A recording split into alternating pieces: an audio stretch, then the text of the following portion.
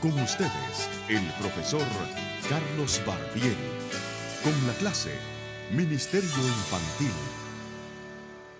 Como decíamos entonces en el bloque anterior, una pareja, un matrimonio, un hombre y una mujer, si no hubiera sido por el pecado, porque somos una raza caída, estarían perfectamente capacitados, perfectamente preparados para darle todo lo que el niño necesita, en cuidados, en protección, en orientación, absolutamente todo para que sea una excelente relación padre-hijo, hijo-padre-Dios, y para que todo fuera perfecto. Pero lamentablemente tenemos que bregar con el asunto de que no es así.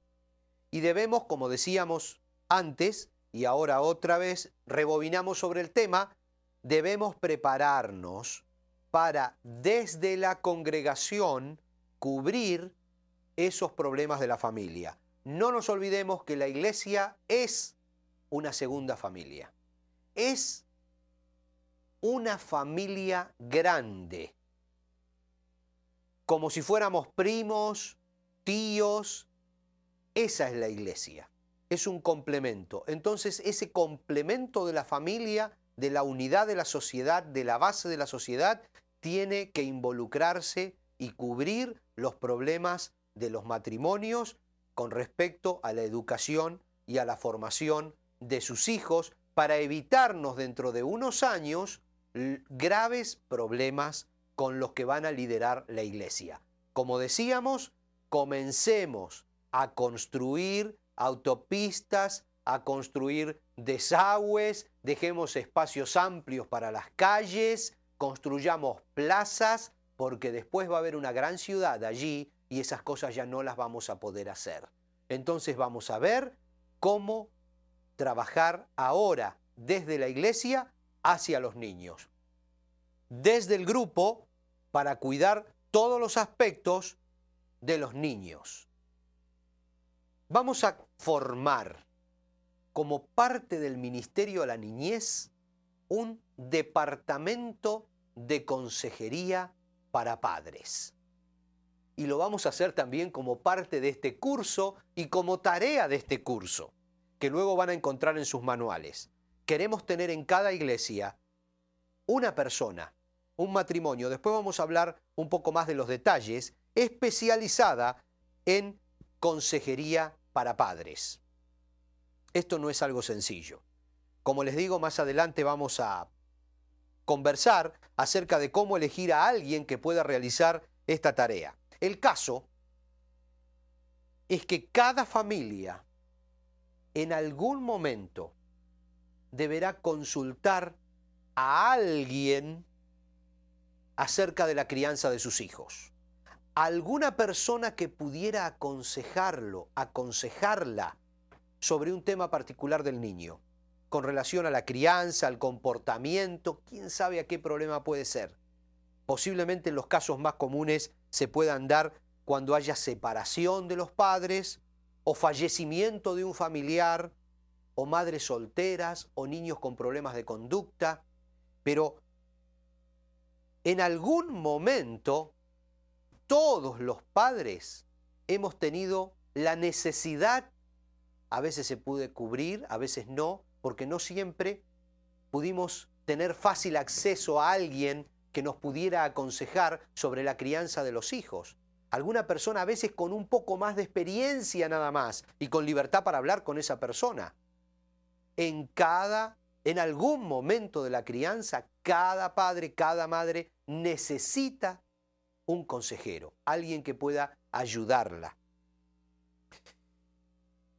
Esto es con relación a los padres, siempre pensando en cubrir las necesidades, como dijimos, los problemas, las faltas que luego repercuten en los niños y los lastiman, causándoles heridas de conducta y de personalidad. El consejero puede ayudar simplemente explicándole cómo aprende un niño en cada etapa de su crecimiento, explicándole a los padres y cómo ellos, los padres, pueden responder efectivamente.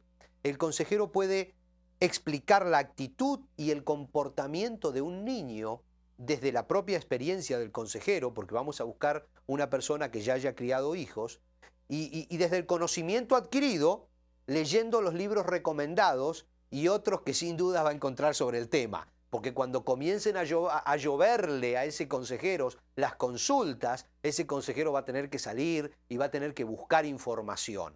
Pero básicamente ese consejero que ustedes tienen que elegir luego en cada una de sus congregaciones tiene que leer los 2 libros que son tareas para este curso. El del escolar y el del preescolar, que los tenemos aquí. Comprendamos al escolar y comprendamos al preescolar. Estos 2 libros, así como son tarea de ustedes, van a tener que ser tarea también de esa persona que ustedes elijan para que pueda ser el consejero en la iglesia. Por otra parte, este consejero podrá también trabajar directamente con los niños. Todo lo anterior era el consejero trabajando con los padres para ayudarlos a comprender la conducta del niño y cómo actuar en determinada situación. Pero ahora también este mismo consejero puede actuar con los niños.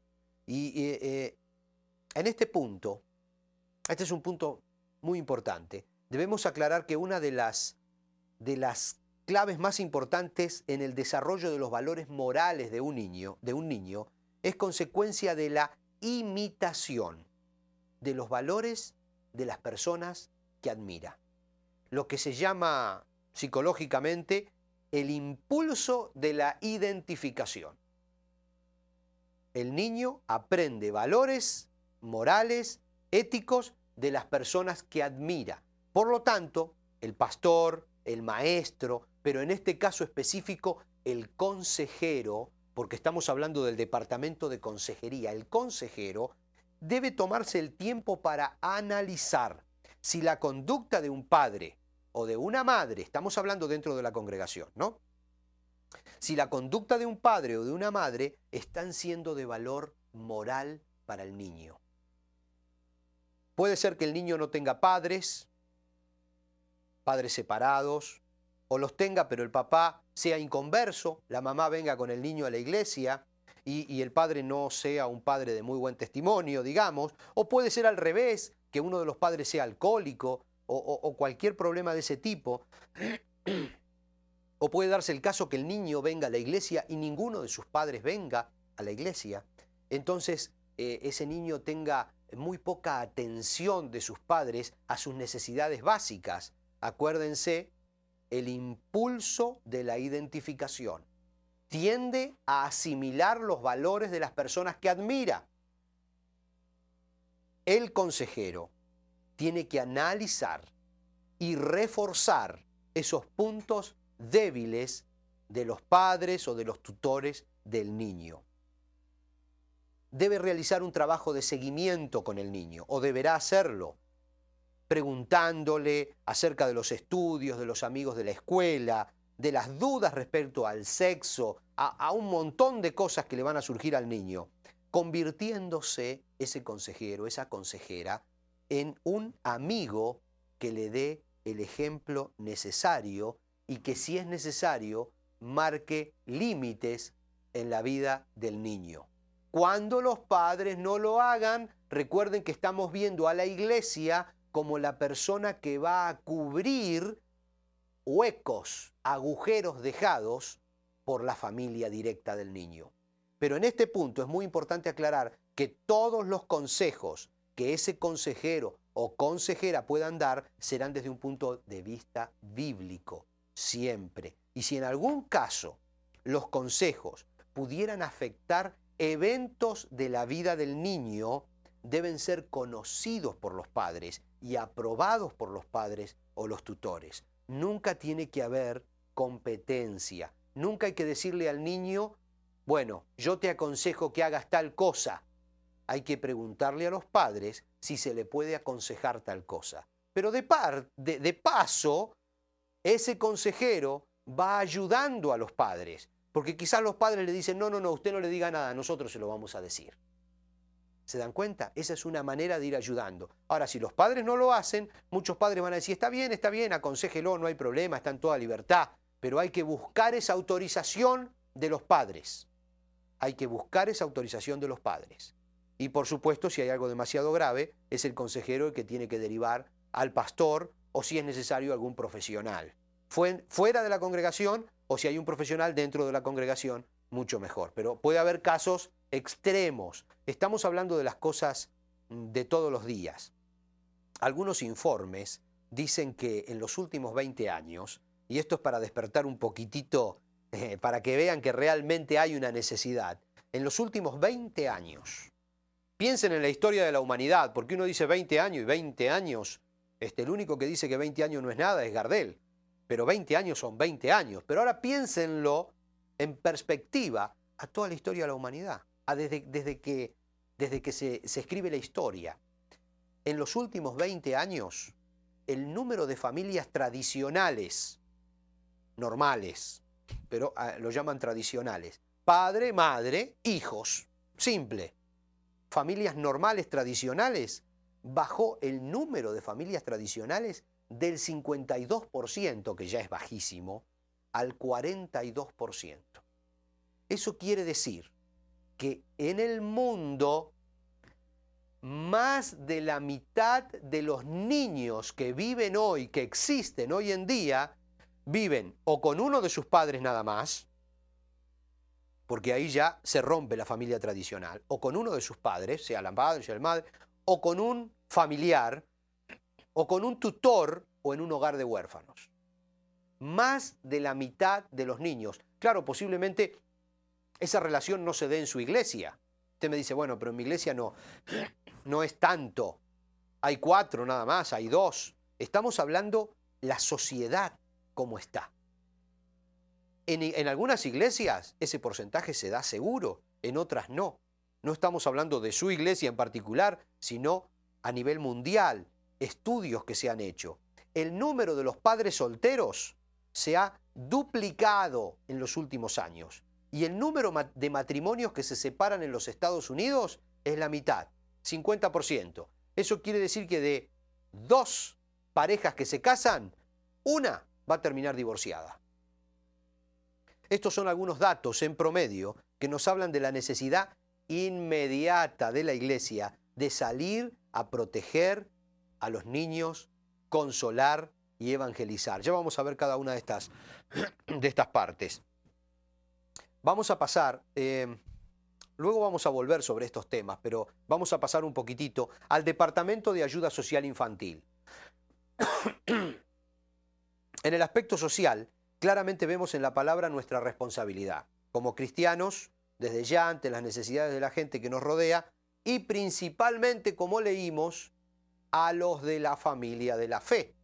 Estamos en el punto número 1 donde estamos mirando todo hacia adentro, principalmente hacia los de la familia de la fe.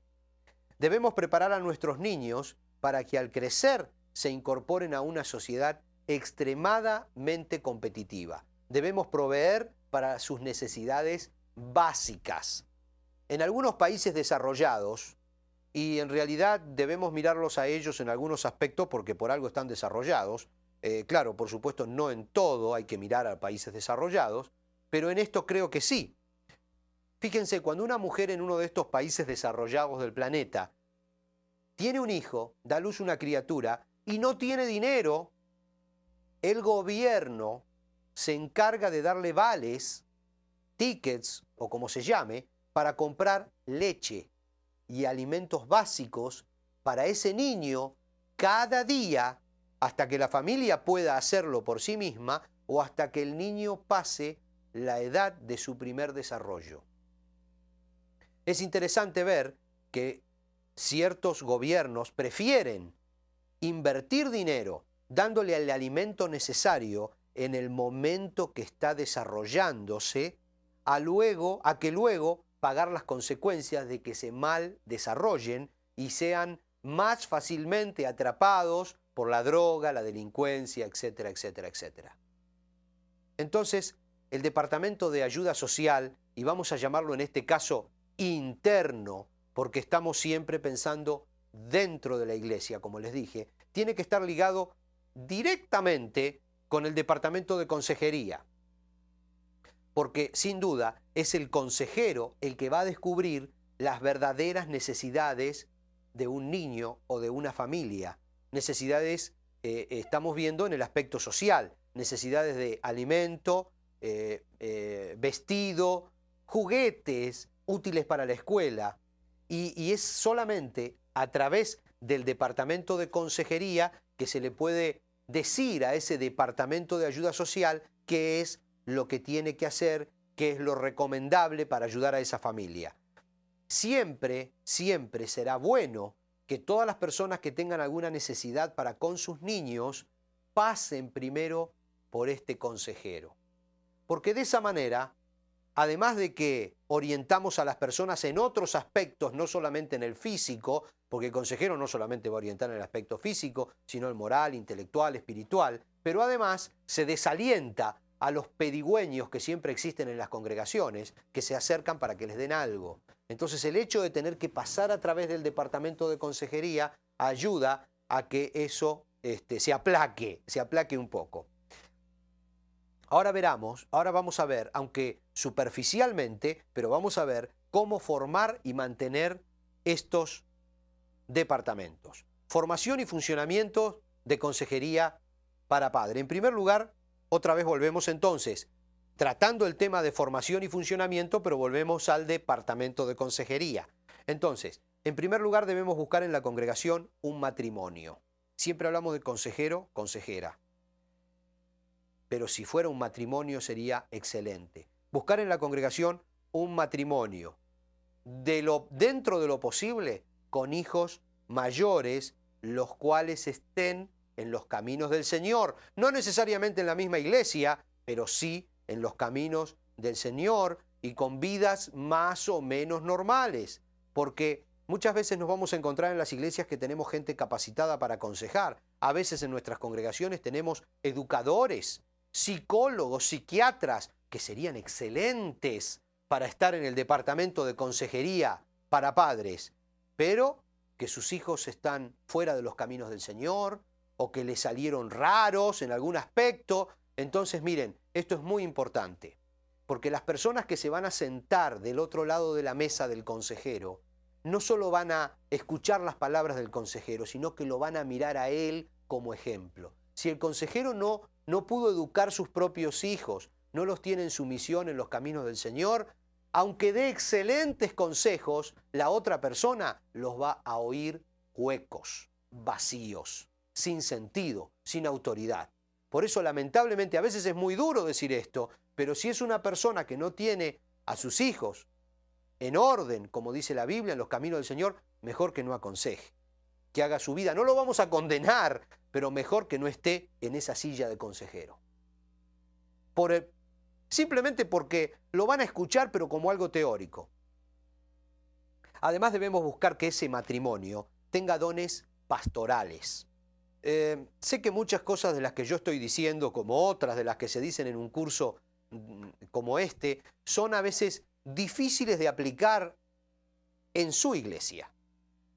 Pero trate al menos de buscar lo más parecido a lo que decimos en teoría, porque buscamos siempre lo ideal, lo perfecto, y a veces nos encontramos en las congregaciones, bueno, pero ¿quién va a estar dispuesto a hacer este trabajo o aquel otro? ¿O cómo vamos a encontrar un líder juvenil que tenga estas 250 características? ¿O alguien que dirija el coro que tenga estas 480 características? Es medio difícil, pero estamos dando, en teoría, lo que debería ser, y ustedes tienen que aplicar esto y tratar de conseguir lo mejor posible, ¿no? Entonces decimos que tenga dones pastorales este matrimonio, que me refiero al amor, a la paciencia, al dominio propio, a esas características que hacen a un pastor, pastor. Inquietud evangelística, ubicación, gente que en principio logre separarse del problema para tener una palabra objetiva. Porque si no se separa del problema, si se mete dentro del problema, nunca puede aconsejar, porque es parte que pueda ser objetivo. Luego estas personas deben, como ya dijimos, leer los libros Comprendamos al escolar de hoy y Comprendamos al preescolar de hoy, los mismos que usted debe leer como parte de esta clase, y si fuera posible tomar este mismo curso todas las materias, porque eso lo capacitaría al consejero en otras áreas muy importantes para poder desenvolverse mejor en el liderazgo, porque pasaría a ser un líder de mucho peso en la congregación. Además hay que fijar, estamos hablando del punto A y C, hay que fijar 1 o 2 días, quizás uno solo a la semana, al menos en principio, en un horario coherente, no a las 11 del mediodía donde todo el mundo trabaja y nadie podría ir a ver un consejero, en un horario coherente a su ciudad, a la forma de vida, en el lugar donde usted reside, donde está la iglesia, en un horario adecuado para atender las necesidades de la iglesia. Luego, por supuesto, usted como pastor o como líder debe enterar a toda la iglesia, comunicarle de este nuevo ministerio, o mejor dicho, de este nuevo brazo del ministerio infantil, que en principio, por supuesto, y tiene que aclararlo, es totalmente privado. Eso significa que usted debe comprometerse como pastor públicamente que las cosas que ese consejero escuche no saldrán de esa aula o de esa clase donde van a estar reunidos. Tiene que ser privado y asegurarle. Usted no va a poder usar ejemplos del consejero en sus mensajes del día domingo, porque entonces en poquito tiempo no va a tener a más nadie aconsejándose allí o buscando consejos. Entonces, totalmente privado y confidencial tienen que ser las charlas de ese consejero con las personas que vengan buscando, con los padres o con los niños que vengan buscando consejo. Esto, por supuesto, dará libertad a los padres para profundizar en sus problemas. Y el consejero, en realidad, sabrá bien qué recomendaciones darles y luego en qué clase incluso poner a los niños, porque el consejero en poco tiempo va a estar al tanto de todo en la iglesia y va a saber qué maestra es mejor, qué maestra es peor, porque todos van a venir a contarle chismes de todo, y el hombre va a estar o la mujer van a estar preparados para saber en qué clase ubicar al niño o qué recomendaciones darle a un maestro. En poco tiempo esa persona va a estar familiarizada con todo ese aspecto y por supuesto también va a descubrir problemas profundos en el aspecto físico, social, cuando quizás no tengan dinero para comer y no lo sepa nadie, él se lo va a decir al consejero porque es algo privado, porque nadie va a saberlo, cuando tengan problemas de trabajo, frustraciones, y entonces va a poder canalizar la ayuda, aunque sea para los niños, estamos hablando para los niños, aunque sea para los niños, va a poder canalizar la ayuda que va a venir del Departamento de Ayuda Social y que ahora vamos a hablar de eso. Pronto, muy pronto en la iglesia, si ustedes hacen esto, van a tener gente que va a pedir hablar con este consejero.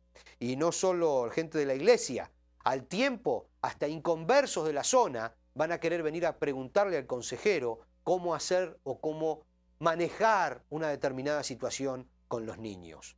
Este es un tema clave, pero ese consejero, que por supuesto no pedimos que sea un educador, un psicólogo, sino una persona que tenga experiencia y que esté dispuesta a aprender, va a tener que consultar libros, hablar con gente, prepararse lo mejor posible y ponerse cada día en las manos del Señor. Vamos a hablar ahora de formación y funcionamiento, pero del Departamento de Ayuda Social Infantil. O sea, el punto D en relación con el punto B. ABCD con el B, correcto. Comience buscando otro matrimonio para el Departamento de Ayuda Social.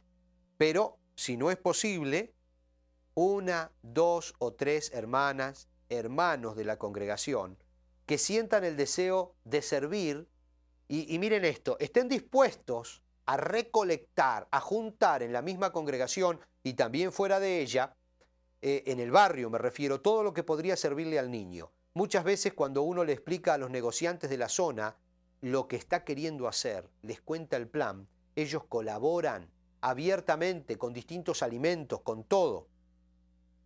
Conocí un matrimonio, y con esto terminamos esta partecita, que me admiró el trabajo que hacían.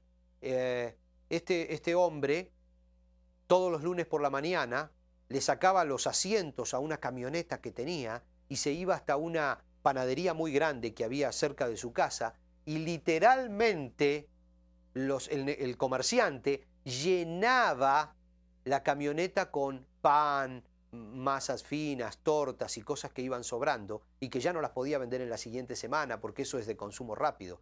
Y este hombre lo traía a su casa y toda la gente de la iglesia venía a buscar alimentos ahí gratuitos para toda la semana. Es un ministerio que él hacía independiente a todo, era algo todos los días lunes, él iba y buscaba. Y así hay tantas formas de conseguir dinero. En la otra parte vamos a hablar un poquitito, vamos a completar esta parte de la formación y funcionamiento del Departamento de Ayuda Social Infantil. Hacemos un pequeño receso aquí.